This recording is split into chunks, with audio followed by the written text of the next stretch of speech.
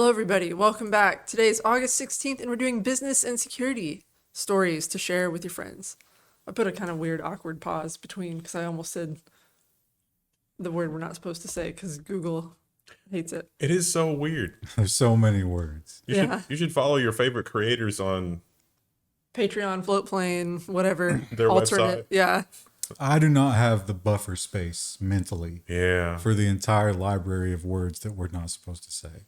Yeah. I need to expand my memory. And F's in the chat. Pour one out for poor Toshiba. They brought it on themselves. Troubled Toshiba announces buyout offer led by Japan business. Now, this is Toshiba, the spinning rust hard drive company, because they already spun off their flash entity into Kioxia a long time ago. Or Toshiba was the husk of stuff that was legacy versus everything else modern has already gone off into live on in another company. I, for some reason, mentally associate Toshiba with Radio Shack.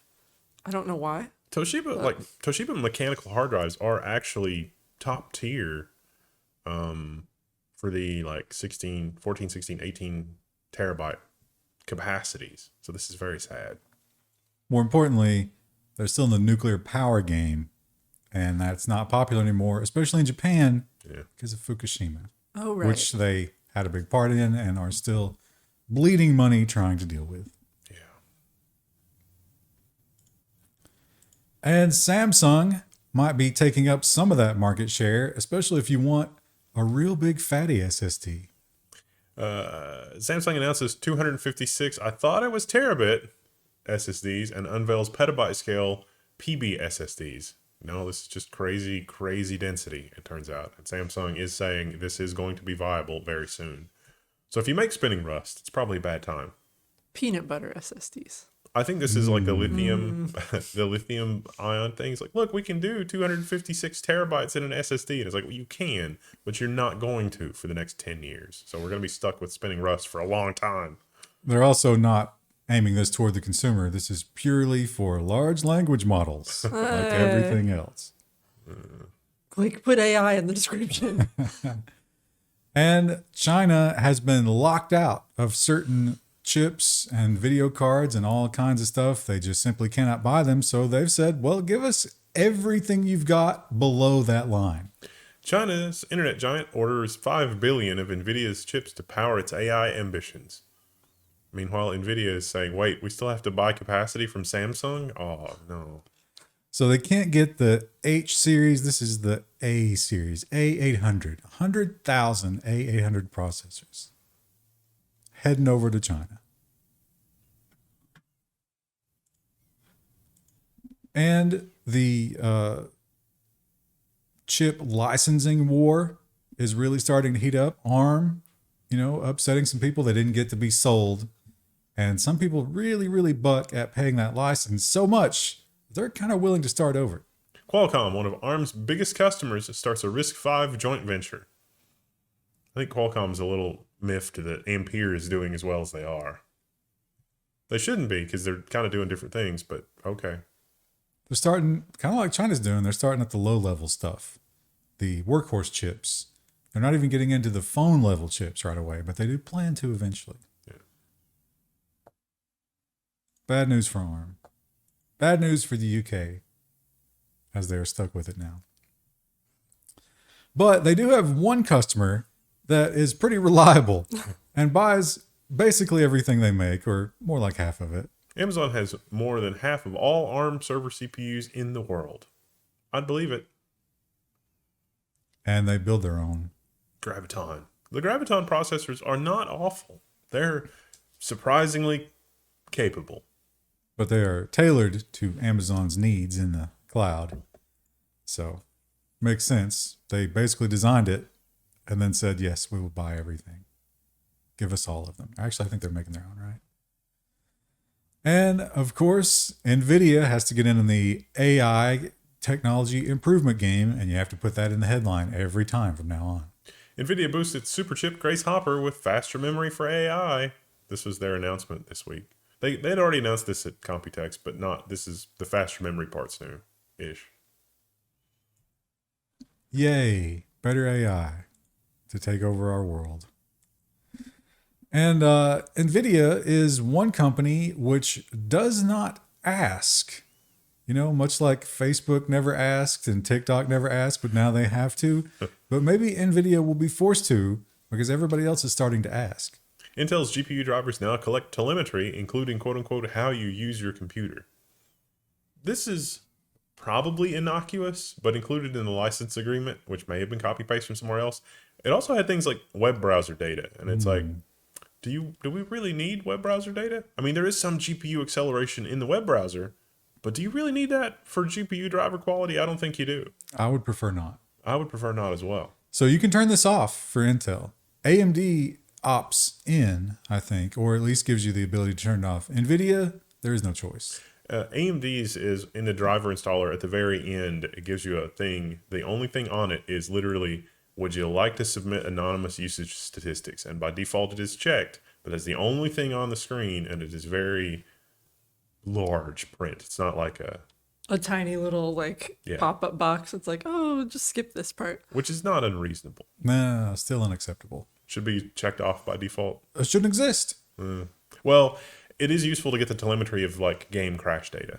Yeah, well, tracking all, like banning encryption probably is useful protecting some children. It doesn't make it okay. And it doesn't make this okay that it's got a fun new form factor, because this is still that garbage GPU that they tried to foist onto us. Gigabyte's new RTX 4060 fits 3 fans on a low-profile design. This is a half-height GPU. This might be the best half-height GPU you could get for a business class machine. You're recycling into something that can game, quote-unquote. But the 4060 is really a 50 series class GPU that you'll have to use software, frame generation software on like DLSS to have a good gaming experience versus competitive.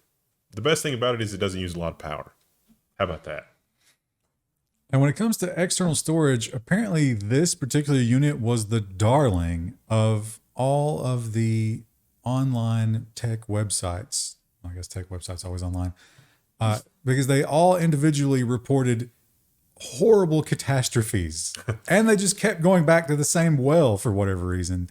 So now we have a wealth of data on how bad this is. SanDisk silence deafens as high-profile users say its Extreme SSDs are still broken. Maybe this time it'll work. Wait until Ars Technica gets word of SanDisk's firmware bugs, where not once, but thrice, they had a bug in their system firmware where if the drive had been on for 65,000 hours, it would self-brick itself. Yeah, that's right. It had a power-on counter that counted in hours.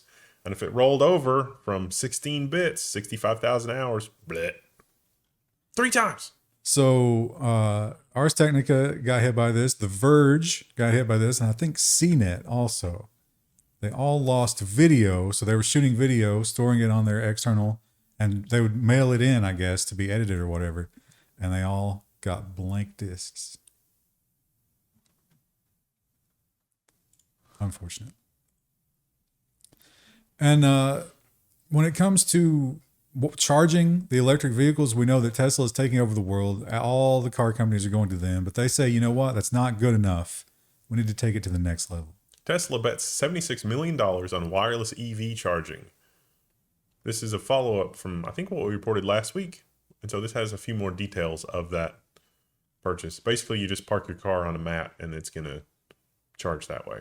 Except it doesn't exist yet. They've purchased a company, a German company called Wiferion. But Wiferion actually does warehouse forklift type equipment charging. So they're hoping to be able to adapt that to passenger cars.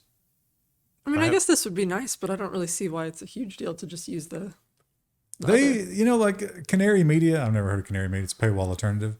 I felt like they were kind of propagandizing a little bit here because they were like, well, old people, the cables are made of copper and old people can't lift them.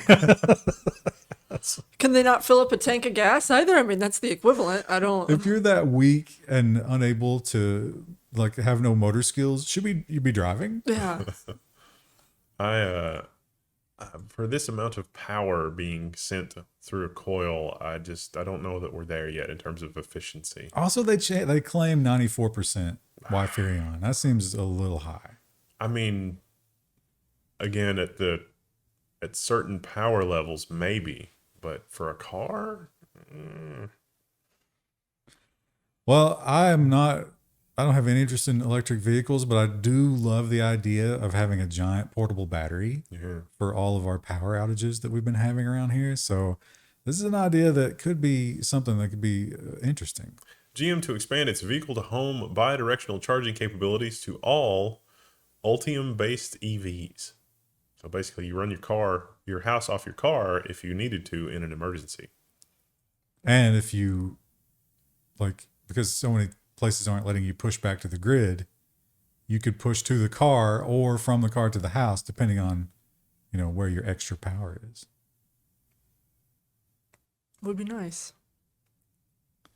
And the drama continues. We have no answers. This is just like the cage match where 1 minute it's on, another it's off. I've seen definitive reports that it was fake and definitive reports that some parts were real. We got another story about the original lab. Apparently they've abandoned their building. It's a great drama, I guess. Alleged superconductor LK99 might need doping to work. No! I can't wait to see the Netflix miniseries about this saga. Yeah. So where I'm at now is that it's probably not a superconductor. It is possibly not novel material, but a composite of two different kinds of things.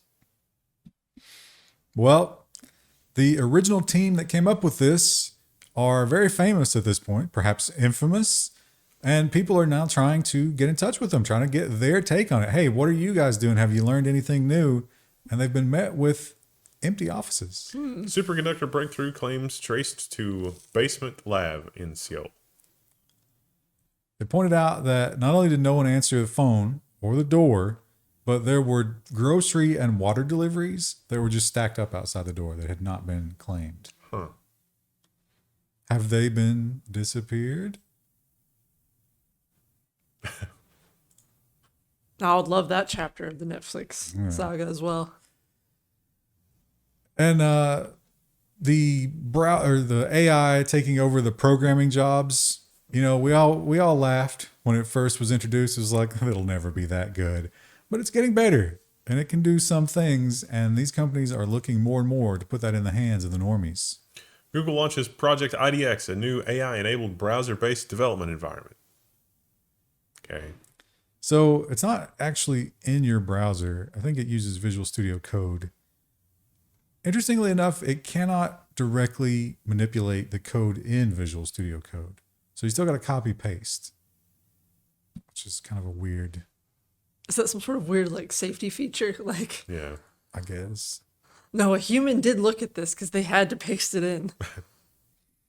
And the argument over the blue versus the green chats will never end. It is forever. Google's Messages app will use RCS by default and encrypt group chats. But Apple will not play ball with that. They want a different bubble.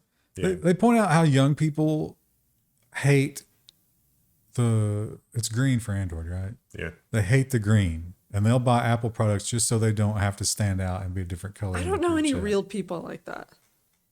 Maybe I'm just lucky to not know real people like that, but I can't imagine of all the features you're looking for in a phone, it's like, no, I can't have that color speech bubble. I imagine a person who has that attitude has some other personality traits that you might shy away from. It's just so hard to support Apple. And we know that DMCA is completely automated at this point. The false positives are through the roof, but it doesn't matter because there's no punishment for false positives. So you encourage more and more abuse, which is exactly what you get.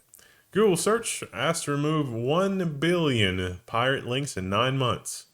And if you get a random sampling of those, a lot of them probably aren't really pirate links.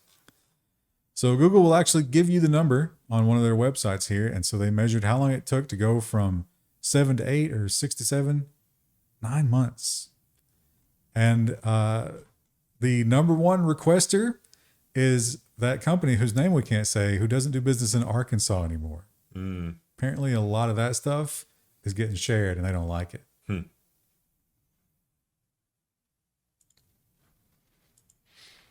And this is something that the youth of today desperately need.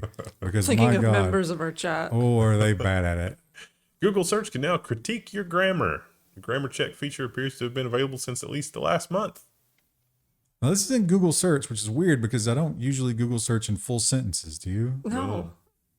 Like sometimes a I guess question, maybe but- they're trying to make it feel more like AI, like ChatGPT. Like, oh, you can ask it a full question.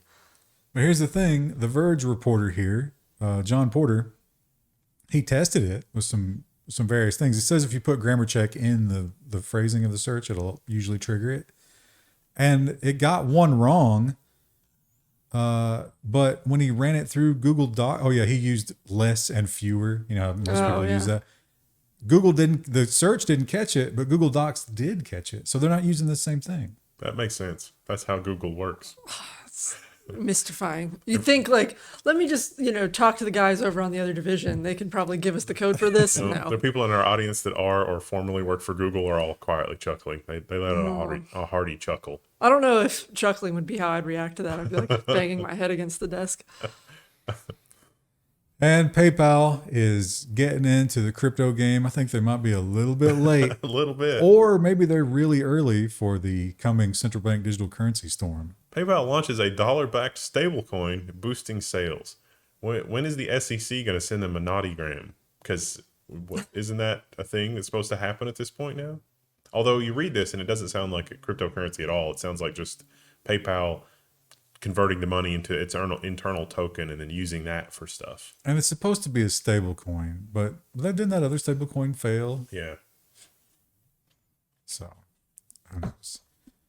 And Google SEO is also in a bit of a crisis, probably because most of the internet is just fake garbage at this point.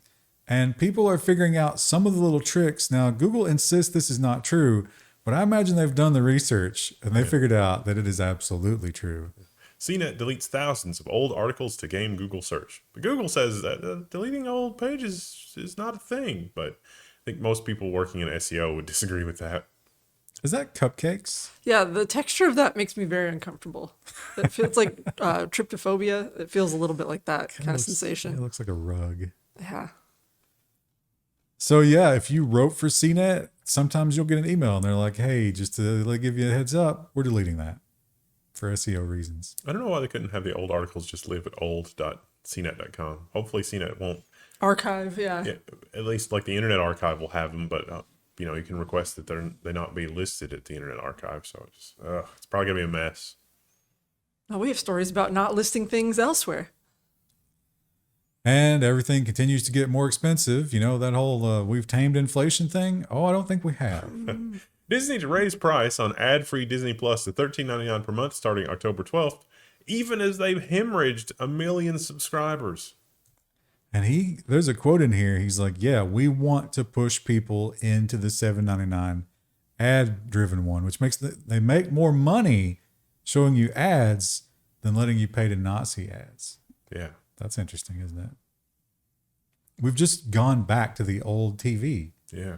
It's ridiculous. Except it's, I would say, almost more expensive if you want all these services.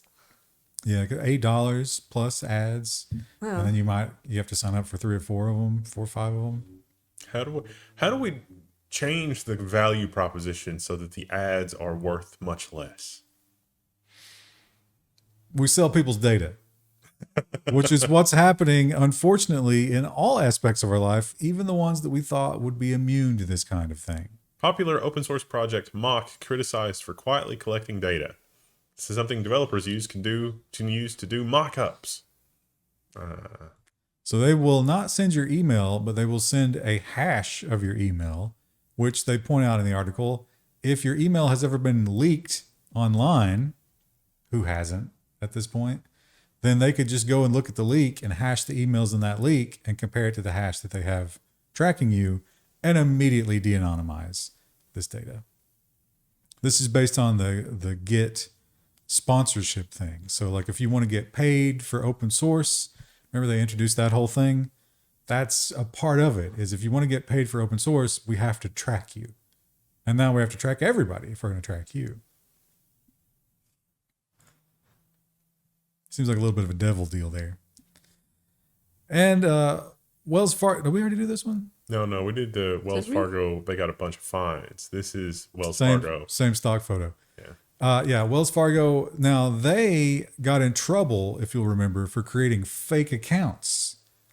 And they said that they overhauled everything and they were very careful about that kind of thing now. But apparently they didn't quite get everything fixed. Wells Fargo customers scramble after deposits disappear from their accounts. For the second time this year, Wells Fargo has acknowledged that direct deposits were not showing up in customers' accounts. Also, I know they probably, banking is not a creative industry, but let's Fargo. Like, they need some work in the copywriting department. That is ridiculous. Yeah, I get what they're going for, but it's not good. In some cases, they didn't even know about it till the people pointed it out. And then once you tell them about it, it could be 5 to 7 days before you get your money. That seems like that's designed to screw you. Yeah, they Oh, pointed you have out an that- overage fee now. Right. A lot Yeah. of people were hit with overage fees. And the business models from the past 3 to 4 years are not going to work in the future, unfortunately. WeWork warns that there is a substantial doubt about its ability to stay in business. WeWork was, the co-working space. You just have some office space. You want to go to an office, you go to the office and work on your stuff at the office. But it's not anyone's office in particular. Well, it's WeWork's office. Yeah. And the commercial real estate situation, not good. I'm surprised that they haven't rebounded post the thing. Well, but their they're losing- profit margin was just Slim, The yeah. idea is not terrible, but their implementation was designed to separate venture capitalists from their money. So Yeah. And they either own the buildings or they're leasing the buildings. So they're locked into throwing away money. Regardless of how And- much it actually gets booked up per month. And that building is like probably 3/4 of the value, if that, at this point. So, it's the reverse Sears model, if you will. and if you're sitting there thinking, man, what am I going to adjust in my monthly budget to keep my Disney Plus? Because I got to have my Disney Plus. Well, get ready to put another red line on your budget. Verizon to raise prices again. This is Verizon Wireless. And their prices are going up. Yay. Here's a great story about the theft of an idea. It's not plagiarism, but how far can you go in terms of just stealing somebody's concept? Gizmodo editor-in-chief sues Apple over the Tetris movie. Daniel Ackerman says the Tetris movie ripped off the tone and events from the history of the Tetris effect. I don't think you can copyright tone. No. He did. One of the aspects of his book was that one of the Tetris people was a KGB spy, which was also apparently featured in the movie. And is But if that's based on real history, It's is not. that- it's not. Oh. so. I mean, they had to try to make that interesting somehow. Yeah. Yeah. So they put it in the whole like Cold War. Interesting for normies, I guess. And he had done that exact same thing in his book, apparently. Yeah. So Well, there's a drama around a Tetris movie. This is, I haven't, my heart hasn't been this racing since the drama around the Donkey Kong world record. I was just thinking about that. It kind of feels like the arcade which, drama. you know, that drama is still going on. Yeah. I think they've stripped the long-haired guys' titles entirely now. Yeah. It's hilarious. And Google, they are also dealing with the whole like, do you work in the office or do you not? And they're insisting that some people come back. But those people are crying out and saying, hey, when you told me I didn't have to do this anymore, I moved to a cheaper place. And now it's unrealistic for me to make this commute every day. And they say, well, don't worry. Just stay in the company hotel. Google's offering an on-campus hotel special to help lure workers back to the office. That special, $100 per night. Yeah, it's like, maybe they stay in the hotel for free? No. Yeah, it's not Okay. even good company housing. Yeah. It's not even a good company town. The quotes in here are great. You should go read the story because it really is. They're trying to sell it hard. Oh, just imagine no commute. Oh, you could work out in the morning, you have an hour more of sleep, and it's only $99. I can do that at Okay. home and have to pay you for the luxury. And up in Canada, they are having some issues with their. Now, this is a government related telecommunication thing, right? Yeah. They're subsidized heavily, Yeah. but apparently not heavily enough. Telus is slashing 6,000 jobs amid drop in second quarter profits. Or the AI has gotten so good that they didn't need those 6,000 people. It's one of the two, or both. Or they didn't realize they did need those people and they've laid them off because they think AI can do their job. And as we move into central bank digital currencies and the government tracking everything you do, remember the IRS is going full digital this coming year. Just think about all that data that they cannot protect. Electoral Commission apologizes for security breach involving UK voters' data. Sorry. We're sorry. So sorry. And this is crazy because what is this, the third time we've seen this headline? Yeah. It just keeps happening for whatever reason in Detroit, If you build it, it's going to be a horrible mess. especially in Detroit. Detroit woman sues city after being falsely arrested while pregnant due to facial recognition technology. And if you read this story, if the way that CNBC has or NBC News has written it is accurate, the police involved did not have one brain cell between them. I can believe that. 'Cause Or they wanted to get the arrest and they didn't care. the crime that she was accused of, there is no way she would have been able to do at 8 months pregnant. But more importantly, it was based on security footage, right? Yeah. And she was like, look at me. Then go No, look no, at the... no. I can't look at the suspect. If you go and look at the video, is the woman, does she have a giant belly? Yeah. And they were like, we're not doing that. I mean, this is not even Simpsons level policing. It is somehow worse than that. So I think she's probably going to get a nice payout. She ended up spending, I think, like 7 days in jail, and they dropped the charge. They dropped the case entirely once some. Which tells you how bad they screwed up. And I'm sure the cops will just be on leave with pay. Yeah. Probably not even that. But yeah, that's really, really shocking. So it's interesting. The facial recognition hit her because she had a previous arrest. Then they printed out her picture and showed it to the victim, and the victim was like, yes, that's the one. Because our memories are really unreliable.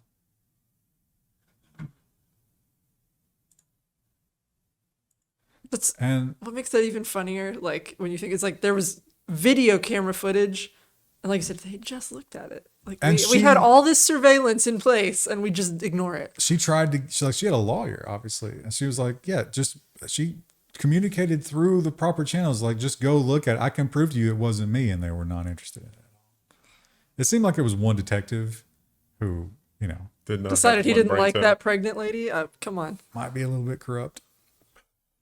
Now we're starting to see a lot of these. And I guess this is sad on one hand in terms of these people are getting their data leaked. But on the other hand, another one of these is gone from the world. So we can be happy about that, right? Spyware maker Let Me Spy shuts down after hacker deletes server data. Neat. I guess they didn't have a backup at all. Hacker Wow. vigilante justice.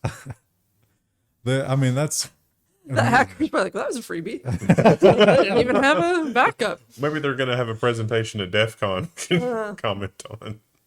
there's another one of these like, spouse spying utilities. And last week we had the big Zen AMD speculative execution issue. Now this week we're back to Intel. Intel downfall. New vulnerability affecting AVX2, AVX512 with big performance implications. Yeah, it's not great. Phoronix has a great write-up on this and early benchmarks. And basically you could use this to spy on stuff that's in the cache on the processor, and fixing it cuts the performance by like 50%, which is like the whole reason for using these instructions. It's not the most recent generation of Intel processors, but is the two before. So a lot of you are probably going to be impacted by this. Well, time to buy Sapphire Rapids, I guess. That's a little convenient, isn't it? And here's Wendell, you'll be extremely affected by this. Yeah. Because your keyboard is always audible on conference calls and streaming. And people are going to be Ooh. keeping records. New acoustic attack steals data from keystrokes with 95% accuracy. You have to mute when you type in a password. Yeah. Well, they suggest, and also dampening the clicks doesn't affect it at all. It can still learn even with just a little bit of noise. They recommend white noise, which makes no sense. Like, I'm on the Zoom call and I'm just going to like turn the fan toward them. There's ocean sounds like seagulls in the background. No, that Don't you live in Kentucky? Yes. You do have to have some training here, but they could, of course, train your particular. I mean, we know there's a Model M, right? We can train it without your involvement if we know what kind of keyboard you're using. So if your keyboard's visible on your live stream, yeah, they got some, 6 keystrokes are enough to give it enough information, which is crazy. Also, they pointed out the Mac keyboards, like the butterfly keyboards and all those are completely mapped at this point. If you're a Mac user and you're using a laptop, forget about it. There's no winning. And you would think that if you worked at Microsoft and you were, in the upper suites and you were an executive, you would have enough knowledge not to be phished, but you'd be wrong. Microsoft 365 accounts of execs and managers hijacked through evil proxy. Phishing is a service. What a name, Evil Proxy. Microsoft had been charging extra for better security, and this is not going to be a good look for them. Now, those people probably do use multi-factor, but they've figured out a way around that. And in some cases, they had legitimate domains that they had hacked, which they used to try and get your two-factor or get the token and get in between you. And they were quite successful at it. It's very sophisticated. Yeah, sometimes you can actually use Microsoft's own services, which are whitelisted for themselves, as part of the man in the middle. So you can take control of somebody else's Office 365 through your own Microsoft Azure tenancy in this kind of an attack, which is interesting. DocuSign and Adobe, that's definitely an email you get where you might need to click on it. So that's scary. Unless I'm expecting something from someone, I just assume it's phishing. But if you're a Microsoft executive, I mean, you're probably signing contracts all the time, right? Yes. You got to go back to paper. Wow. What a dark future. My hand's cramping already. Paper money, paper contracts. Papers, please. Anyway, we will see you guys on Friday with Nonsense, which is the best section of the week. Bye.